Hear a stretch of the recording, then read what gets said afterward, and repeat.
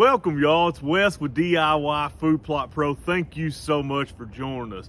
On today's episode, we're talking about the number one question that I get asked when I'm out on the consulting trail consulting for my clients. I pretty much wrapped up all my consultations for this winter, and with that, I was able to have a lot of video ideas from those consulting visits that I'm going to bring to you on the channel. By far, the number one question that I get asked the very most is, how do I compete with my neighbors? In some circumstances, we have neighbors that don't share the same management goals that we do as far as that advancing those deer to an older age class. Some of our neighbors are looking to shoot every 2 and 3 year old buck that they see.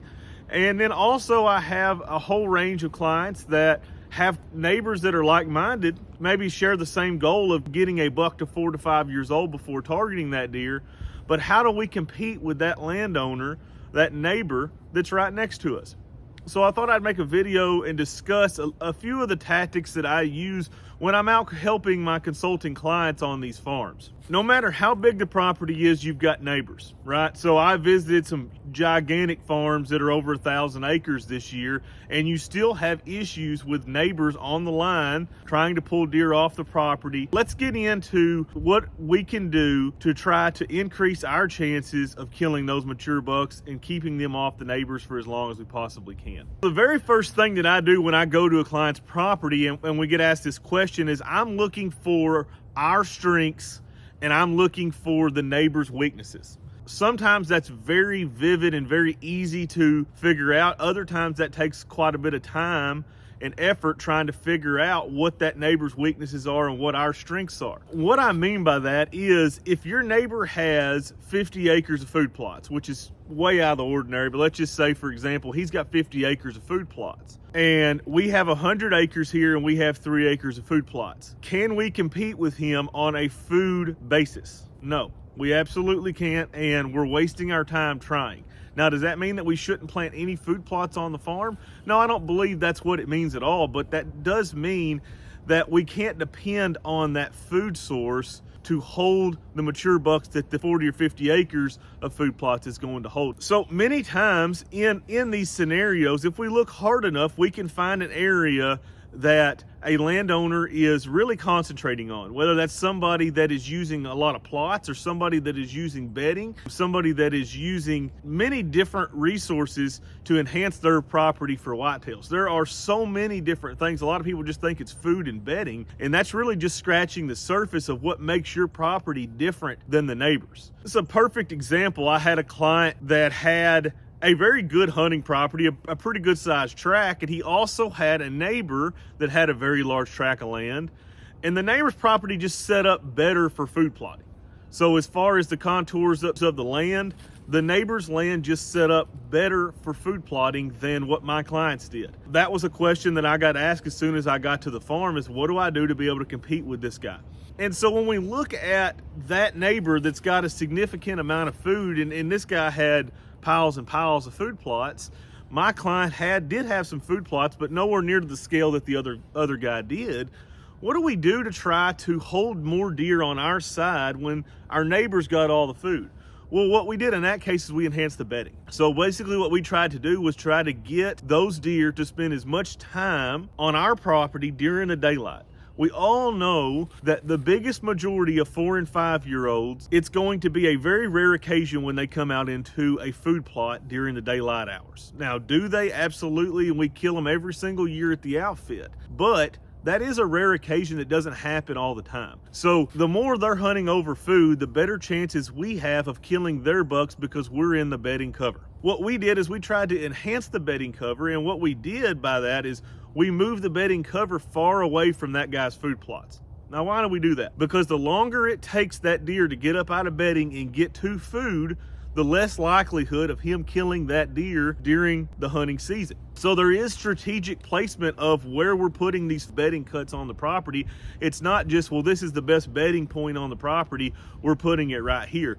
There is thinking behind of where we put bedding areas or these, what I call bedding cuts, on the property. We try to put those in places that benefit us as much as possible. One of the biggest things about competing with your neighbor is being realistic. Being realistic that you're not going to kill every single mature buck that you're targeting. He is going to get one or two, maybe a 2 or 3 year old that you didn't want killed.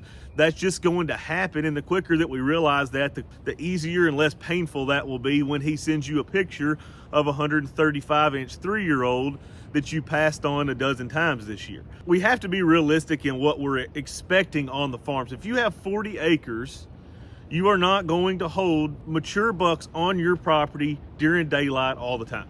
There's no way that they are only living on your property. You do have to have some help from other neighbors. So what are we looking for when I'm talking about we're trying to look for things that make our property different than the neighbors? And I'm not just talking about food or bedding. Obviously, those are two big ones that we look at. We look at a variety of food plots. So if your neighbor is planting a lot of something like a clover that's really good in the summer and the fall, we can plant winter type food plots. Maybe plant some corn, some soybeans, something that will compete. If we're trying to hunt early, maybe we plant something like alfalfa, get that early season attraction that the neighbor doesn't have, try to get our buck killed before he ever gets into the woods.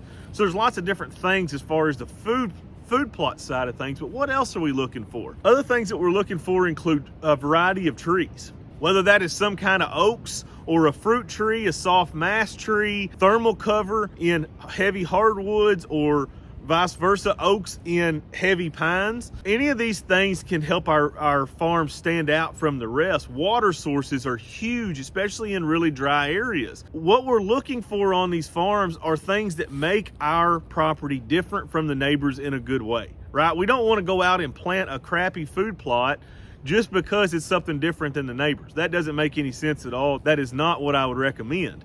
But if we can match what they're doing and plant something that is better, then we're in much better shape to be able to hold those mature deer on the properties longer and not letting them go out to the neighbors as much. Obviously, bedding areas are gigantic. That is key to holding mature whitetails, is having a lot of quality bedding areas on your property. But that is not the only one. Like I said, white oaks are huge. One of the properties that consulted on this year, it was a great big farm. We had walked almost every square inch of this place. We had left off about 10 or 15 acres that we were going to hit last. And we had walked and walked and walked and really saw basically the same thing over and over and over again. A lot of thick cover, a few red oaks, mainly just kind of junk species of trees that were out there, not really being super beneficial to wildlife other than the woody browse. And we get to the last corner of this property and we find 4 large white oak trees. And all of a sudden we see all kinds of sign. We see big rubs, we see scrapes all over the place, deer trails.